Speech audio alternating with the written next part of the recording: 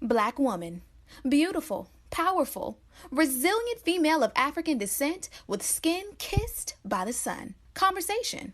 A talk, especially an informal one between two or more people in which news and ideas are exchanged. We love being Black women. Black women are ambitious. Black women are confident. Black women are diligent. We are tenacious. We walk out of our houses put together. We are many shades and personalities of fabulous. But we as Black women don't talk about our dilemmas, current events, and what's going on every day that affects us. So, we created this podcast as a way to laugh together, cry together, and have an open conversation about life as Black women. Oh, that's deep. Black Women Conversations.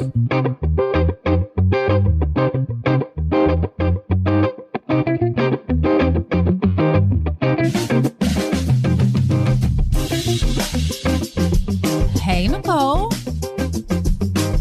Hey, Janine. How's your week been? It's been pretty good. I cannot complain, besides the one lady that we had to do a stat C-section on because of COVID-19. But she survived, and she is in the ICU, and the baby is doing well, so I cannot complain about that either. Well, that's awesome. I'm glad that they survived. Yeah, but it does make me think, man, if she would only had a COVID-19 vaccine, we would not be in this situation right now, people. I know, right? It's interesting because I talked to a couple of my friends this week, and they're kind of coming over. One has gotten the vaccine, well, their first dose of the vaccine. Good. The other one who was concerned about the fact that she had just, I don't know what you call it when you unfreeze your eggs, thaw your eggs, I guess. What do you call it in medical terms? Yeah. So she had just thaw. thawed her eggs, and she was concerned about whether she could have the vaccine and get pregnant at the same time. So I referred her to your other show, Pregnancy Pearls.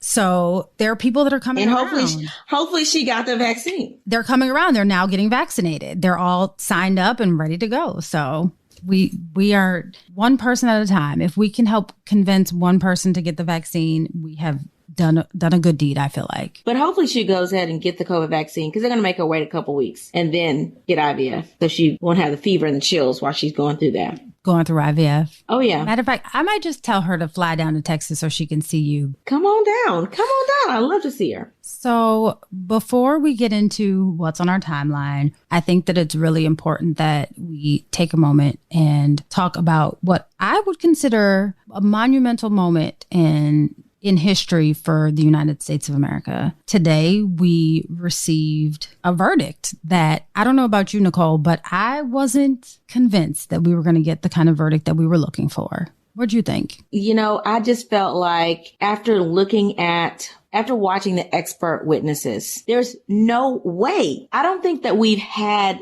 such compelling witnesses before in any other case. Like the Trayvon Martin case, you know, we were all cringing when when the witnesses got up there, you know, they couldn't articulate their feelings. They were getting over emotional. You thought, man, this doesn't look good. You know, like, we understand what they're saying, but man, it doesn't look good to the jury. This case, it was like, okay, if he doesn't get convicted, I know something's wrong. Today, when he did, I just felt like, girl, like an old Negro spiritual needed to be sang, and I need to run around the church. Absolutely.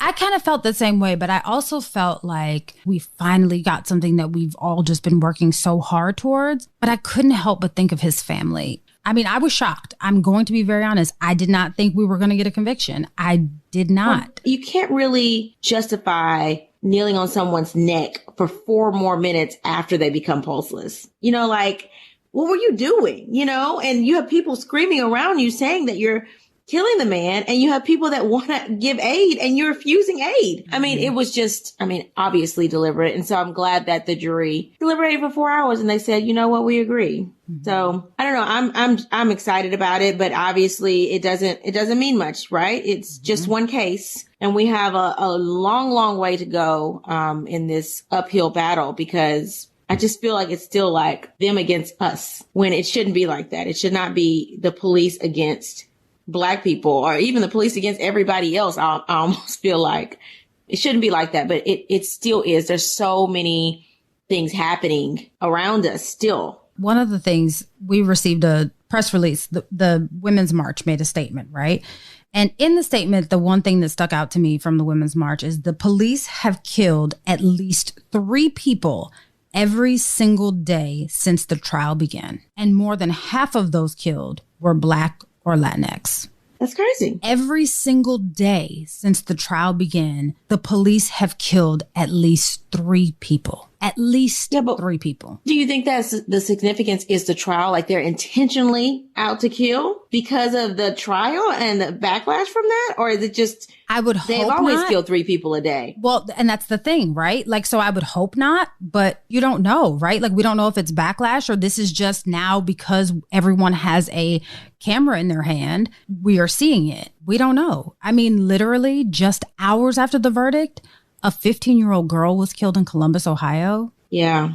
That Ma'Khia Bryant case. It's just crazy, you know, and she was calling the police for help because people were fighting outside of her house and she got shot and killed. And it's a shame. 15. That's crazy. 15. And the crazy thing is she's not the only one, right? Like I'm sure that hopefully, God, please let her be the only one today. But while we were watching this, I text you and I was like, have you heard about this Pamela Turner case? And you were like, no, Yeah. Who's that? And I'm like, this apparently is a lady who was having a mental health episode and ended up getting shot and killed by the police a year ago that we never heard about.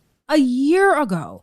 And I mean, there was something that you posted on our social media page just the other day about the website Say Their Names. And I mean, we went through that website and we were like, we've never even heard of this case. There was one literally in my backyard in Tacoma Park, Maryland. And we were like, we've never even heard of that. Didn't hear it on the news. Yeah. I mean, it's sad. And the Pamela Turner case is right in Baytown. You know, I was telling James, I'm like, Baytown's like 30 minutes from here. Like it's literally right up the street. And we hadn't heard of it. A year Why ago. have we not heard of it?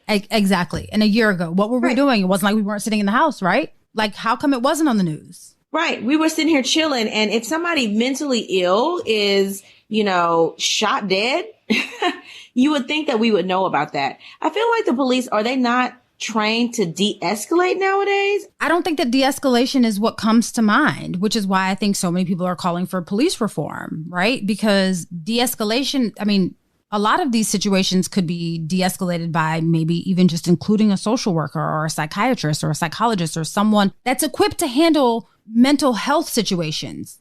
Yeah, maybe they should have like psychiatry ride-alongs or something. I don't know. But if they are like the Ma'Khia Bryant situation, they said she had a knife in her hand, right? So you shoot her 4 times. Like if she has a knife, is she lunging at you with the knife? No. So why do you think you have to shoot somebody 4 times that is not near you? And she's obviously had a knife because people are fighting in front of her home. She called the police for protection. And does the Columbus Police Department not have tasers? Exactly. Yeah, but you bring up a really good point about the tasers because 1, I feel like people are tase happy, but 2, even if you're tase happy, that doesn't shoot you and kill you. Absolutely. So why did he not try to de-escalate the situation? I could see if she had a gun and she's waving a gun, but she didn't. She had a knife. So she brought a knife to a gunfight, literally. So, and got shot 4 times. And that's the other thing. Crazy. Why do you need to shoot her 4 times? Right. Like, why couldn't you shoot to disarm her, not to kill? What happened to that part? There's so Right. many steps that they failed. It seems, because again, this is still under investigation. It seems that there's so many steps where they failed. And it's just like with us, it seems that the steps are always failed. One step after the other, steps are failed and we end up dead. It's sad. It really is sad because it's getting old. The story is the same. It's just a different name. Insert different name, different age, different city, same story. Yeah. I wonder when all the footage is going to come out. I know somebody has to have some video. Body cam And I footage, wonder if they have a body cam. You know, not all states make people wear body cams. So which is crazy in and of itself. it is, but we'll see. It wouldn't surprise me if miraculously he wasn't wearing one. Or didn't turn it on because that's just Right. what they do. Ugh. Just saying. It just would not surprise me. I pray to God for her family and for her sake and for justice's sake and for the country's sake, because we're tired at this point. We are tired. This same conversation. I mean, Nicole, think about this. When we first started this podcast, we were literally talking about Breonna Taylor Black Lives Matter. and Black Lives Matter. I mean, Yeah. really. And yes, it is a moment in history that there was justice served for George Floyd. But now we have to be worried about Dante Wright and Pamela Turner. And again, that whole Pamela Turner thing, it happening a year ago and not getting any press is not sitting right with my spirit. The Breonna Taylor case, how it didn't get any press until the George Floyds of the world came along and they, he got killed. I mean, why are Black women in the shadows? Why are we not getting press? Why is no one making noise for us? That's disturbing to me. And this 15-year-old girl that got shot, I mean, I think that it's profound because it's the same day as the George Floyd verdict. And so it's like, what? I mean, I can't believe, that this is happening on the same day. So I think that that's why it's getting pressed. But it wouldn't surprise me if all of a sudden that this died down. It wouldn't surprise me because Black women are not getting the attention that we need. And unfortunately, we are going hard for these Black men and as we should. But I think that people need to make some noise for these Black women as well. And I hope that they're getting the same attention. Not saying that I want them to get that. I don't want us to have to get attention. Mm-hmm. But if it's happening, then we need to also make the same attention for Black women too. That's all I'm saying. I agree. I think it's very reflective of our place in the United States, right? Like we're always kind of the afterthought. Like everybody wants to rally around us when we're helping them. But when it's us, it's like, anyone out there? These people are going to recognize the power of Black women. That's all I got to say. No, I agree. I hope it comes sooner rather than later. And I hope it does not mean that more of us end up in a grave. What's on your timeline this week? So let's turn to something a little bit more positive and fun. So the game had the internet on fire this week. You hear me? By saying I'm going to paraphrase because there are some words that we will not use on our podcast that were in these tweets. So I'm going to paraphrase what he's saying. It started off with him saying, we've got to do a better job of protecting our women. Then he said, maybe I'm old school. My woman ain't paying one bill. Not rent, not mortgage, not a car note, not nails, hair, clothes, phone, or groceries.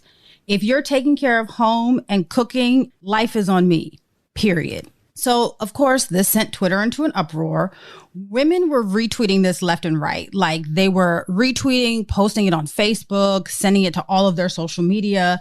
And the men, though, that the game was probably directing these comments to, of course, came up with every excuse in the book as to why the game was wrong. Some of the men were saying things like, all the women heard was the man was paying for everything. In the olden days, a woman did all of the housework. A man came home to a hot meal daily. His word was law, and she raised the kids. Woman in 2020 doing that? I think not. So the men were kind of giving him some pushback, basically saying that his concept of what a man and woman should do is not realistic. So while some of the women were praising the game for what he was saying, other women kind of dismissed him, saying that he's a cheater. So the fact that he's a known cheater, yeah, you can say this on social media, but it really doesn't hold any weight. Men went on to say that in 2020, life is different. It isn't the 80s, it's not the 90s, and things should be more 50-50. To which, of course, the game responded, why she got to pay half the rent? Is she giving you half the or something? He said, men kill me. Since the beginning of time, real men have always taken care of shelter, providing, and protecting. And if you ain't got it, go get it. So every rebuttal that was sent or launched at the game, he had the time and he was giving it right back to them. He goes on to say, if you're lucky enough to land an independent woman who works her tail off and still comes home and cooks and cleans and takes care of the kids and goes crazy sexually, let her stack what she makes in case y'all need it one day. Still handle everything as a man. He said, everybody is different, but it's just not in me to let my woman share in the worry of paying the bills for anything. I feel good carrying the load and I'm not changing. To which he received more backlash, which basically people were saying, sir, you sound like you live in 1970. And then some more people said, can someone shut the game up because he sounds like the drunk uncle at the cookout that won't shut up. But the game, like I said, he had time for these people this week. Do you hear me? He went in. So he said, he fired right back and said, I get it. Men are mad at me for these tweets. But ask yourself why. Because you don't want a real woman, because you really want a roommate. He then goes on to talk about how he watched his mother basically slave over their family for decades. And he just wouldn't want his woman to go out like that. So men started pointing out the obvious, of course, saying that the game is rich and he can afford it. And of course, he had a tweet for that too. So he told those men, he said, you don't have to be super rich to have this mentality or to take care of your family. Live on your level, manage your money. He goes on to say, taking care of home basically doesn't have anything to do with the amount of money that you have. And then he says that taking care of home for a woman is a full-time job and she should be allowed to do it full-time. Basically, like, you take care of the bills. If you want your home to be nice, neat, clean, the kids taken care of, and your hot meal on the table when you get home, allow her to focus on that. He also said that his expression of the roles and his opinion of what men should do and how they should exist in the relationship with a woman is based on the fact that he feels like women deserve this kind of attention and this kind of treatment. The game was spitting game this week and had Twitter in shambles. But I'm not mad at it, Nicole. What do you think? Let me tell you, I'm here for the game. Okay. I am a Southern Belle. I am all about men having the role of a man and women having the role of a woman. Now, I say that, but it's not that I'm an anti-feminist. I know that people are like, didn't y'all just have an episode on feminism versus anti-feminism? Don't come for me. That is not what I'm talking about. But what I am saying is there's something that just leaves a smile on your face when you know that your man can take care of everything. It doesn't mean that he has to pay for every single little thing. But hey, if he pays all the bills and you make sure the house is straight, hey, those are your two different roles. And it doesn't mean that you can't work, right? So if you want help with your child care, that just means that you're paying the nanny to help you with the child care. If you're responsible for making sure everybody gets fed, hey, you need to make sure you either having catering in or you are cooking yourself or you're ordering takeout. My money can go towards things like that. Okay. Mm-hmm. Making sure the house is straight, and his money can go toward the bills. I am here for the roles. But again, everybody has to know what works for their own relationship. Okay. He's saying that is what he does in his relationship. He wants, his woman to be taken care of because he's right. We're not giving up like half the vagina. I'm just saying. Hello. I'm here for it. I mean, some value is put on that. Okay. And so I'm appreciative of him recognizing the value of that. That by itself takes care of men. So I am here for it. And all these people are like, it's expensive to live out here. Well, you need to get your coins right. I said it. Get your coins right. And I'm not saying that you have to be with some trophy wife and you have to be like a super big time baller, but you should know how to take care of yourself before you get a woman. Period. Because if something happens and she wants to stay at home after she has kids, she should have the right to do that. Yes, gender roles in my eyes still exist. So I am somebody that obviously works full time. I make more than my husband makes. I'm not saying that can't happen, but you should still be able to sustain the relationship by yourself. I've said it. Nobody wants to be with somebody a man that cannot sustain the relationship by himself. I'm sorry. I agree. But there's a couple caveats, right? So I agree with gender roles for the most part, because I don't like taking out trash. I'm not about to go fix the car or something is broken down. Like, I'm not about to do that. Like, let's be honest. And I'm not saying that I won't project that onto anyone else's relationship, but I'm telling you in mine, that's not about to happen. Because in my mind, if I have to do all those things, then what do I have you for? Because that doesn't make any sense, because I can take care of myself. That's not an issue, right? So the point of it is that whatever your deficits are, as a man, you would hope that you would find a wife that would help to meet those deficits. But finances is not one of them, right? Like, yeah, if you fall on hard times and things go left, there's a pandemic, I get it, right? But generally, it is the man's responsibility in my relationship. And again, I'm not projecting my feelings onto other people. In my relationship, it's the man's responsibility to take care of the bills. I don't want to have the stress of having to pay the bills. That's my relationship. That's how my relationship works, right? That's just my preference. Now, again, like Nicole said, I still work every day. I like to work. Like, I like doing the things that I do. I don't dig ditches for a living. But should this go sideways and for whatever reason I'm super miserable and unhappy, I need to be able to bail when I am not happy with my job anymore. And his responsibility is to make sure that things keep rolling, and vice versa. If something were to happen to him, God forbid he gets sick or something like that, it would then be my responsibility to make sure that I take over, better or worse. That's what you say, right? Sickness and health, rich or poor. Those are the vows that you take. But again, I think that there is something to be said about men that are independent versus the ones that need someone to take care of them. And so all I'm saying, because I don't live in a world where I'm not paying anything. That is not my reality. That's not my marriage.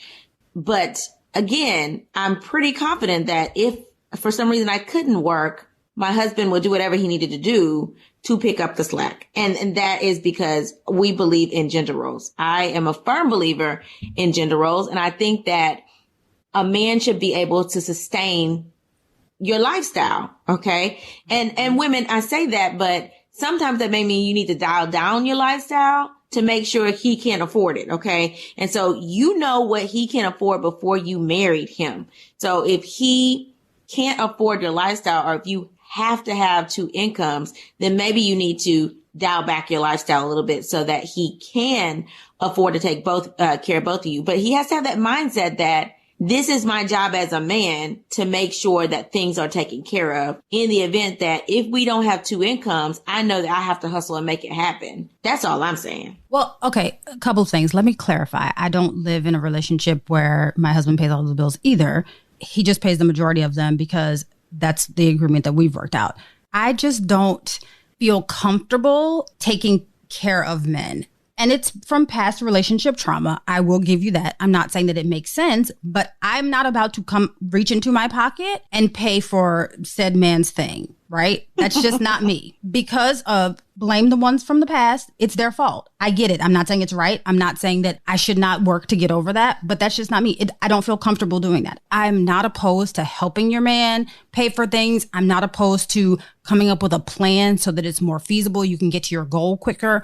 I'm not opposed to any of that. I'm not delusional. I understand the economy is trash and people do not have jobs that make enough money for them to sustain themselves. I get all of that. But what I'm saying is the basic framework of my relationship and how, or any relationship that I would choose to be in from this point on in my life, would need to be where the majority of the responsibility, the financial responsibility, falls on the man. Now, here's the thing. If I make millions of dollars, I'm not going to have my husband out here slaving crazy and working for the man. No, I'm not going to do that. That's crazy. But let's not rely on Janine's million. And that's what works for me. Now, I agree. I will say this. I don't want to say if I made millions of dollars a year that I wouldn't have my man working for me. You're going to have to do something. Like, I am now a big proponent of you are going to have to do something. Like, and it can't be like you going back to school or something. No, you need to work and you need to bring in something to the table. You're not going to just sit here and do nothing unless there's something else going on. Like you got a disability, you got an illness, something else is going on where you can't work. And then I'm like, okay,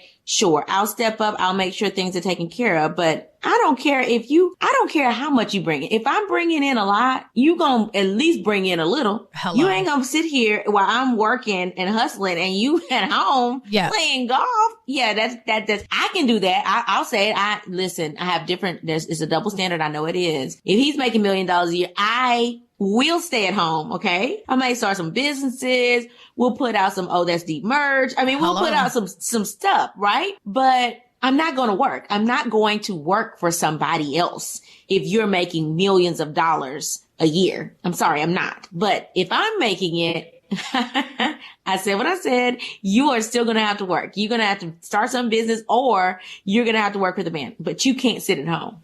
Or you can work for me. But again, what we're not about to do is have you be a kept man. In a relationship with Janine, there's no such thing as a kept man. Been there, done that, got the t-shirt for it, and hate the t-shirt that I have for it. So no, thank you. We're not having a kept man. We'll finance some passion projects or something like that, but you're going to do something. We're not about to just sit here and have you twiddle your thumbs and put a dent in my sofa. That's what's not about to happen. Well, I no longer finance passion projects either. Really? Nope. I don't because, we've owned a business and I now know that me and my husband look at money very, very much so differently. Mm-hmm. So he would have to fund his own passion project and I fund my passion projects, but we don't. You have to know your strengths in your relationship, and that's not one of ours. Like we look at money very differently, so we won't do that anymore. Well, that's fair. Let's talk through some things, girl. Okay, so I know that I normally go second, but because it fits, I'm gonna go first this time. So Okay. This one says, Nicole and Janine, I'm tired, with an exclamation point. Let me say that I know that I'm fortunate and I'm grateful for my life and all that I have, but I'm tired. My husband and I are both contractors and we own a small home remodeling business at which my husband works full time. I also have a full-time job at a commercial contracting company. I work 10 to 12 hours a day and come home to the kids to help them get baths, do their homework. I cook, I clean, and do all of the clerical work for our business and get up and do it all over again the next day. I pay the majority of the bills as our business has not gotten to the point that my husband has a steady income. While I know that this is his passion and what he wants to do, I'm not sure how much longer I can sustain this.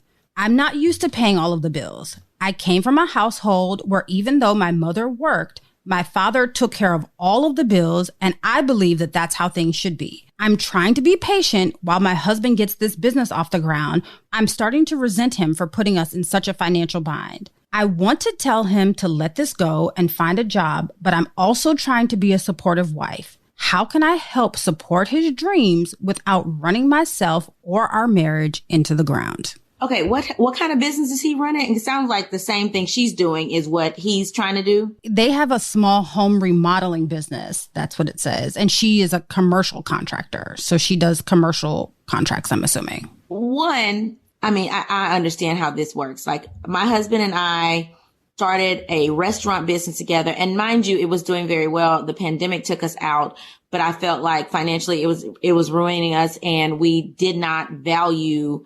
money the same. So paying bills on time and things like that, was not looked at in the same way from me and my husband. So I get it. And it did cause a little bit of resentment in our relationship. So I would say this: one, if that's his pet project, then let him do the pet project. You can be the auditor of the project because obviously you're helping to fund it. But after a while, you should literally say, hey, if you haven't broken even in a year, then we need to revisit this because this is breaking us. And I would also imagine that you have access to his accounts and you have access to his books because you're doing all the clerical work. So you can see if this is a waste of your time and money or not. If he's getting more and more revenue over the months where you can say, hey, in the next year, this is going to be fruitful, then maybe you keep going. But you do have to say, this is your business. You should be doing all the clerical stuff. I can't work full time and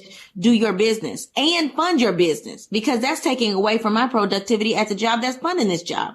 So you have to lay some ground rules down and say, hey, I'll audit you every month or every 2 months, but you're going to have to do your own clerical work. I can't be your secretary and your financer. Like, how am I going to do both? And be productive. And if y'all are doing both, like y'all are starting this business together and it's not just his pet project, it's both of y'all's pet project, then you need to split everything then, right? So he does his job full time. You do your job full time. That includes the clerical work of his job full time. And then you split the child care, the cooking, the cleaning. Y'all both have to come to the table with that because it's not fair if you're working your job, funding his job and doing some of his job, like, and doing the kids in the, taking care of the kids in the house. Like, what is in it for you?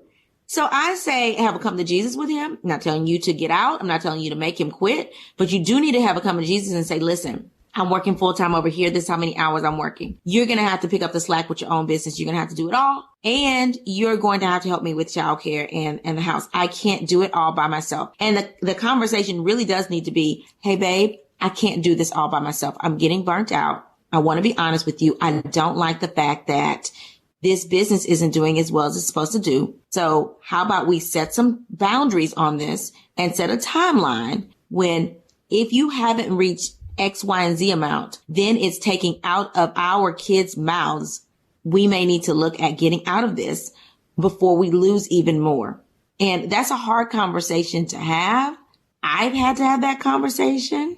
But at the end of the day, when you look up and you've saved some money instead of constantly forking out money to the business, in the long run, it'll be worth it. But I think that you need to do this now, have this conversation now before another year passes and you look up and you've forked all this money over to this business and you burnt out and you're getting a divorce because you resent your husband for even putting you through this. I agree. There's one thing that I'd like to take into consideration. There's still a pandemic outside, right? I'm not sure how that affects the small home remodeling business. I'm not sure when this business was started. You didn't really give us any of this information or how long it's been going. But the idea of it is you want to be supportive, right? And you have to take into consideration that there is a pandemic. And my thing is maybe you all come up with some creative ways of maybe putting the business on hold for a little while because you all own the business, right? I'm not sure if you all have employees, whatever it may be. You didn't give us all of those details, but is there a way to put the business on hold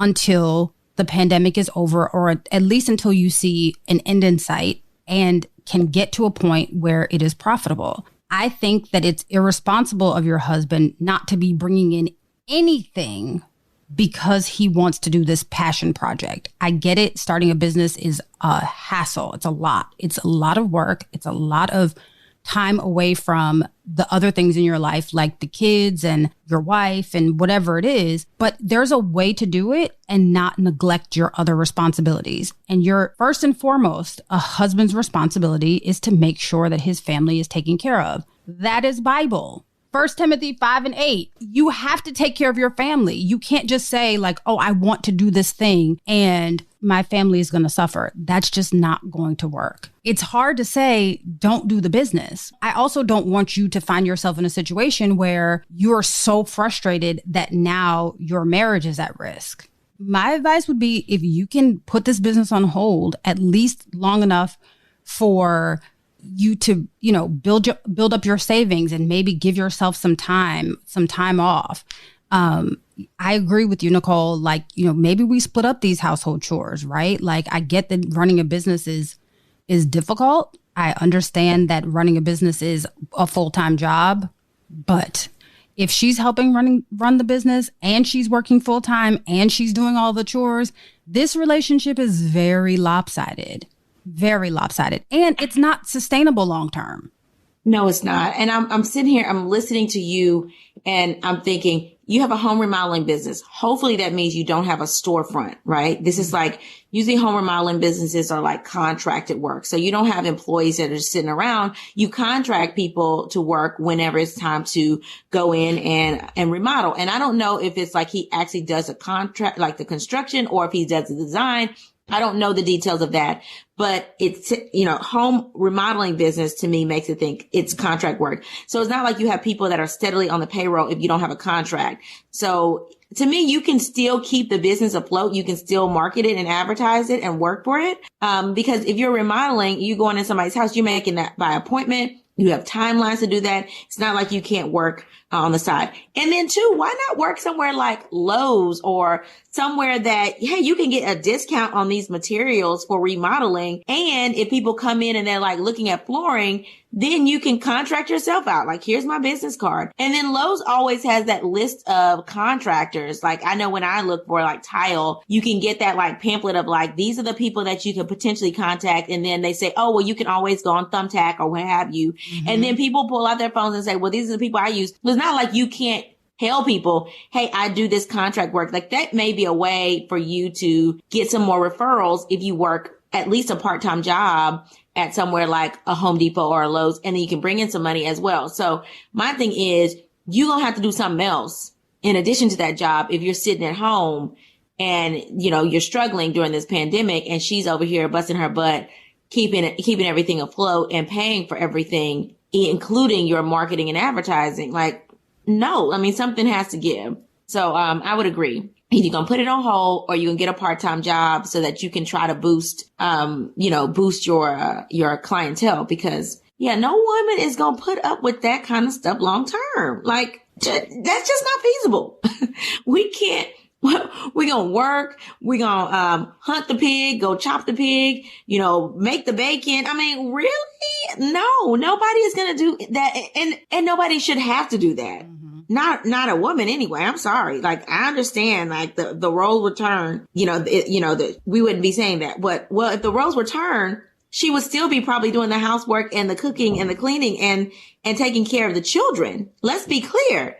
I've never seen a man be like, oh, I'm going to support my wife's business and I'm going to work full time and I'm going to cook and I'm going to make sure the house is clean and I'm going to take care of the kids too. Like, come on. I mean, it's a double standard. Okay. Like, you can't expect for her to do all of that either. I agree. I think that the suggestion that you gave of getting a part-time job at Lowe's or Home Depot is brilliant, right? Like, it works for everyone. But if he doesn't, like if he is just dead set on not having a job, right? Pick up the responsibilities at home. Make sure that the kids' homework is done before your wife gets home. Like, I know we're supposed to be talking to our listener, but play this for your husband, please. Make sure that the kids' homework is done before she gets home. Make sure that the house is clean. Maybe if you can't cook, order something so that that's not something that she has to be worried about. Because if she's working 10 to 12 hour shifts, let's take commute out of it because I'm sure that she's commuting, if she's working 10 to 12 hours. So let's put an hour on either end because we don't know where she's from. So that's 14 hours a day that she's out of the house. And you're telling me that she wants to come home and work some more when we hope that she's getting at least 6 hours, 8 hours of sleep, 6 hours. So that's 20 hours a day. She has 4 hours to get everything else done.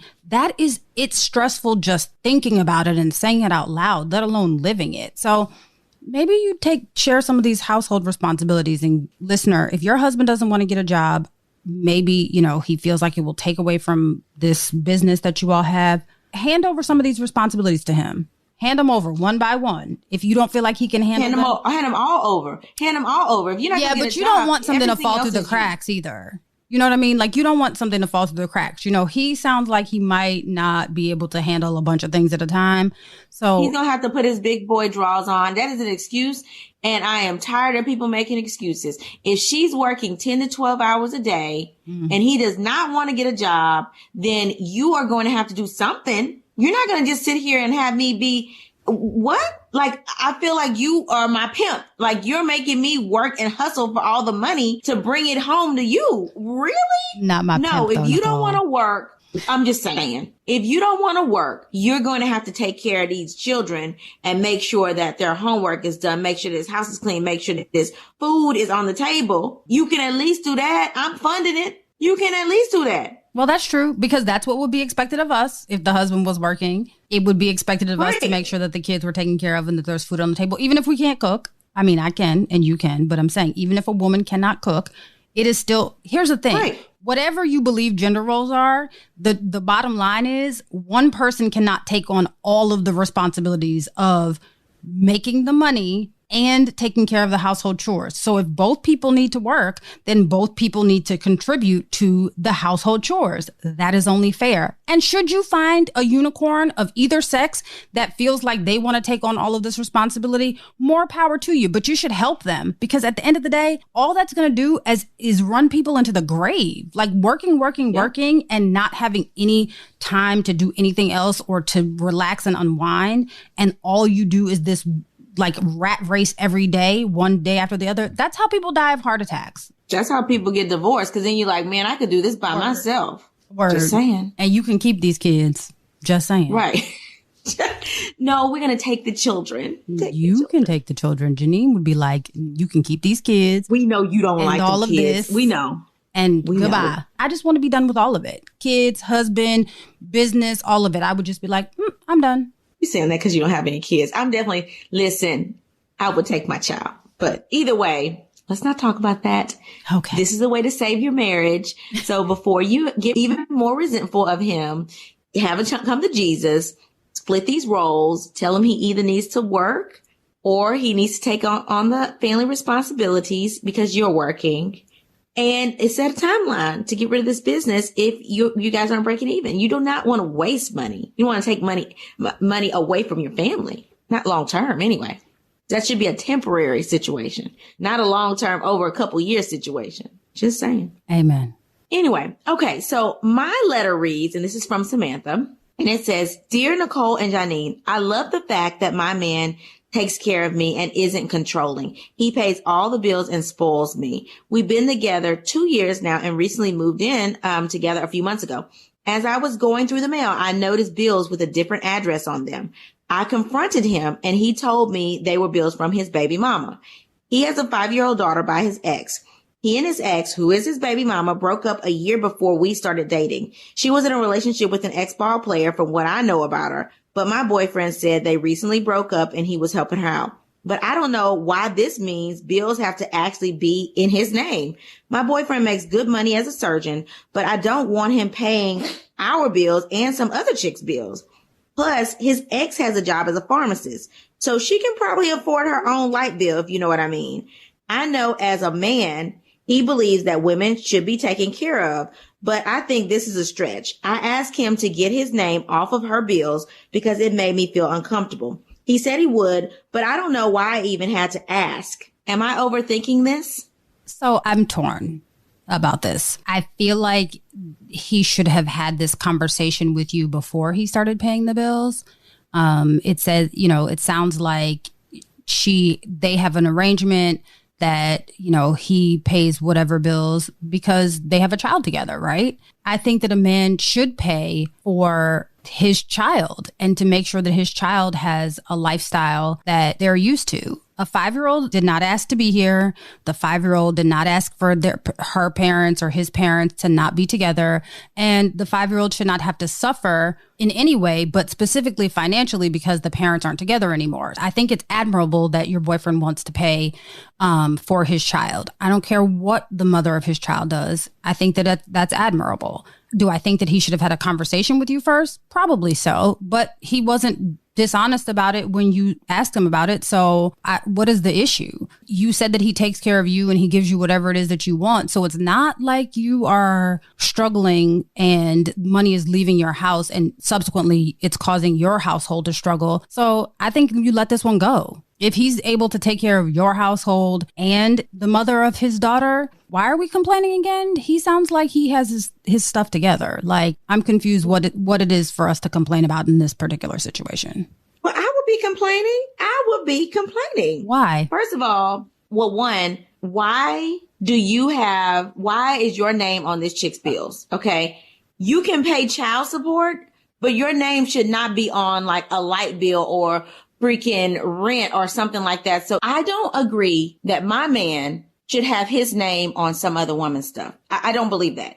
If you want to help her out, pay child support. If she needs more child support, increase the amount of child support you're giving her. But your name should not be on anything there. What happens if she decides to move and doesn't take care of making sure you know about it and then you're stuck paying a whole bunch of bills? Like, I just don't agree with that at all. I don't agree with that. To me, if your name is on the mortgage or your name is on, the light bill, that's like you taking ownership of that household. And I don't think you should take ownership of the household. And if your name is on bills, how long have your name been on bills?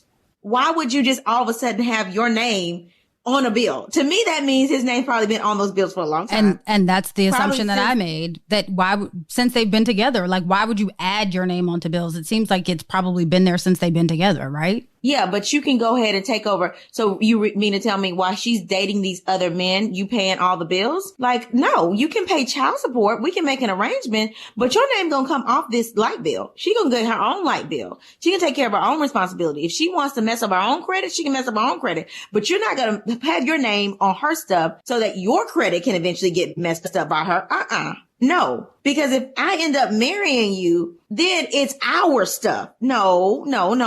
You need to get your name off of that. I think she was very correct in making sure that he removed his name off of anything that she owns, period. If you want to help your child, that's admirable. You should be helping your child. You should be paying child support. If she needs help with her bills, you should be the person stepping up and paying them. But you shouldn't have your name on that. No. That means you're taking ownership of some other woman. No. I don't agree, because you don't have to put your name on somebody's utilities to take care of your child or even help her with the bills. You don't. You don't have to do that. You don't. But that sounds like that's what the agreement is that they came up with. And honestly, Nicole, I feel like if it doesn't sound like there's drama. She didn't mention that there was any drama between him and the baby mama. So if that's the agreement that they came up with, especially since I didn't hear anything about child support, it seems like they have a mutually beneficial relationship with one another.